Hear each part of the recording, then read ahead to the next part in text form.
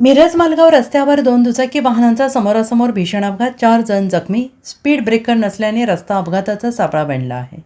भरधाव वाहने रोखण्यासाठी स्पीड ब्रेकर करण्याची इन्होस चाबुकस्वार यांची मागणी.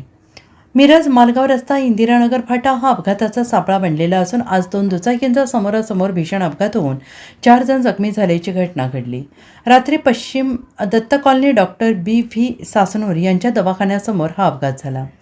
तौसिफ जावेद मुल्ला वयवर्ष 21, मोहसिन मलिक सय्यद वयवर्ष 22, मेहबूब रमजान अन्सारी वयवर्ष 22 सर्व राहणारे म्हैसाळ रोड म्हाडा कॉलनी असे जखमींची नावे आहेत आणि हे तिघेजण गंभीर जखमी झाले. तर जुबेर समीर मोमीन वयवर्ष 23 राहणार सुभाषनगर हा किरकोळ जखमी झाला आहे.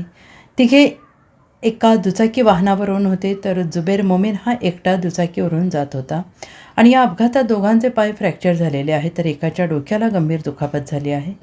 वाहनांचे मोठे नुकसान झालेले असून प्रवाशांनी तात्काळ जखमींना मिरज शासकीय रुग्णालयात उपचारासाठी दाखल केले होते. या ठिकाणी स्पीड ब्रेकर नसल्याने रात्री बेभान तरुणाई भरधाव वाहने पळवताना दिसत असते. हा रस्ता अपघाताचा सापळा झाल्याने सामाजिक कार्यकर्ते इन्होस चाबुकस्वार यांनी स्पीड ब्रेकरची मागणी केली आहे.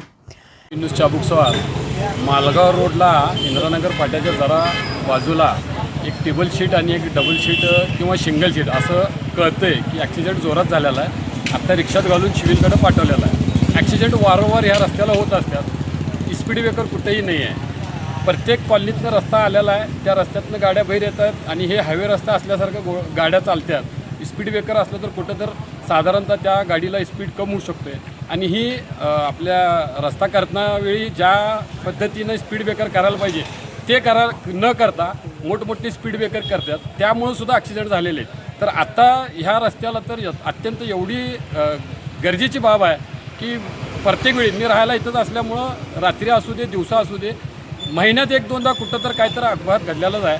त्यासाठी प्रशासनानं ह्याच्यावर लक्ष देऊन ह्या रस्त्याचा कुठं तर व्यवस्थित मार्ग काढावा अशी विनंती आहे. Bureau report SVN Marathi Miraj.